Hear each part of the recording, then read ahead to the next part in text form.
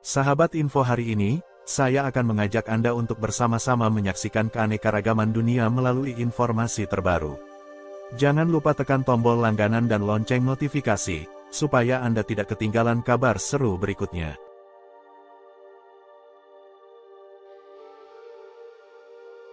Program makan siang gratis calon Presiden Prabowo Subianto mendapat sorotan dari sejumlah lembaga asing. Adapun sosok yang berpasangan dengan putra sulung Presiden Joko Widodo, Gibran Rakabuming Raka tersebut unggul jauh dalam penghitungan suara cepat quick count dan real count KPU. Sorotan lembaga asing, yakni Fitch Ratings dan Moody's, tersebut diangkat media Jepang, Nikkei. Kami yakin risiko fiskal jangka menengah telah meningkat, mengingat beberapa janji kampanye Prabowo, termasuk program makan siang dan susu gratis di sekolah yang dapat menghabiskan biaya sekitar 2% PDB setiap tahunnya. Pernyataan Prabowo bahwa Indonesia dapat mempertahankan rasio utang terhadap PDB pemerintah yang jauh lebih tinggi juga menunjukkan risiko terhadap proyeksi fiskal dasar.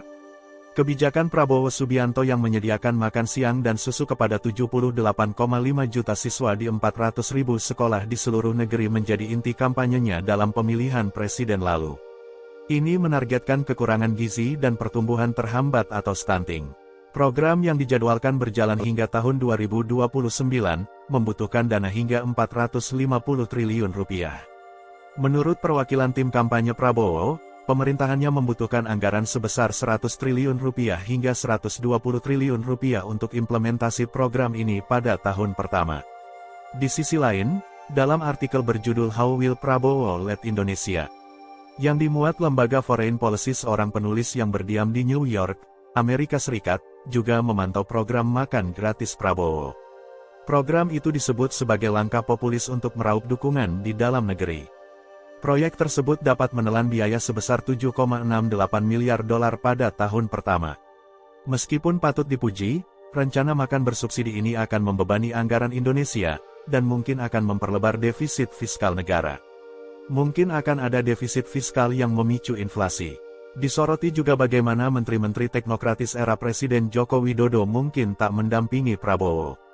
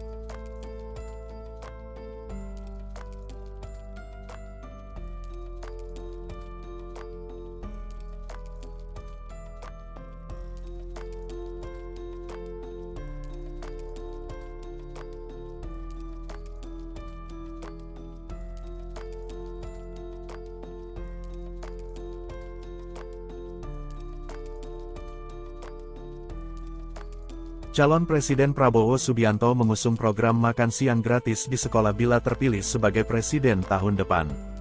Dia berharap kebijakan ini mendongkrak kualitas gizi anak sekolah, memperbaiki kualitas sumber daya manusia, hingga menggerakkan ekonomi nasional.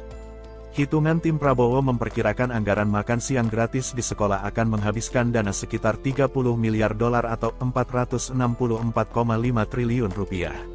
Anggaran tersebut dengan mempertimbangkan asumsi indeks 1 dolar per makan seperti WFP. Namun anggaran sebesar 30 miliar dolar diyakini bisa menghasilkan multiplier ekonomi 1,5 kali dan memberi tambahan dampak pertumbuhan ekonomi sekitar 3%. Data Badan Pusat Statistik menunjukkan jumlah murid Indonesia dari taman kanak-kanak hingga sekolah menengah atas mencapai 57.986.468 jiwa. Mereka tersebar di berbagai sekolah yang berada di naungan Kementerian Pendidikan dan Kebudayaan maupun Kementerian Agama. Persentase terbesar ada di tingkat sekolah dasar atau madrasah ibtidaiyah yakni 28,3 juta. Dengan mempertimbangkan jumlah murid 57,98 juta dan jumlah hari sekolah 255 hari, maka anggaran untuk makan siang diperkirakan mencapai 221,8 triliun rupiah. Sementara itu, anggaran untuk membeli susu sekitar 44,36 triliun rupiah. Jika ditotal maka anggarannya mencapai 266,16 triliun rupiah dalam setahun.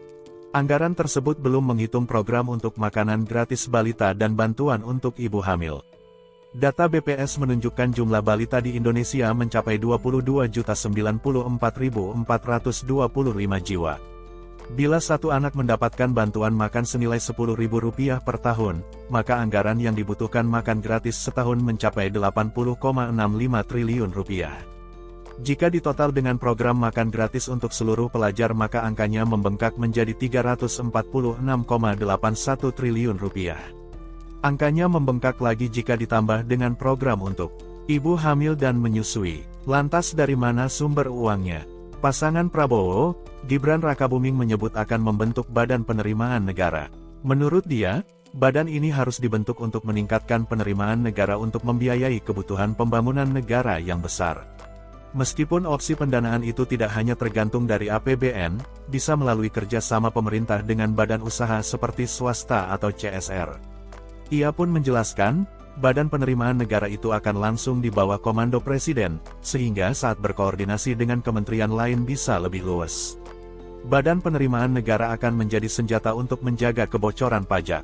Dengan demikian program makan siang gratis dapat berjalan nantinya. Pak Prabowo Gibran ada satu program prioritas yang namanya penyempurnaan sistem penerimaan negara dengan membentuk Badan Penerimaan Negara. Ini masih banyak yang bisa diotak-atik dari sisi revenue, tidak hanya taks tetapi juga penerimaan non-pajak. Jadi kita akan otak-atik di situ. Selain itu, banyak sektor informal yang pelan-pelan bisa didorong menjadi sektor formal untuk kemudian menghasilkan pajak.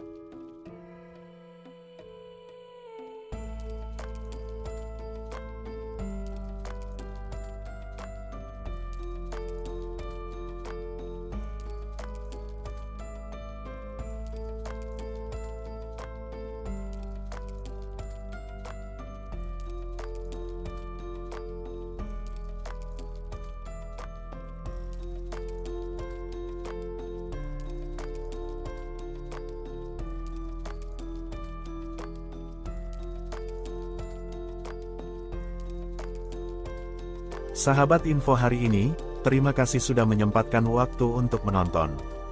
Jangan lupa tinggalkan komentar di bawah, kami ingin mendengar pendapat Anda. Sampai jumpa di video berikutnya.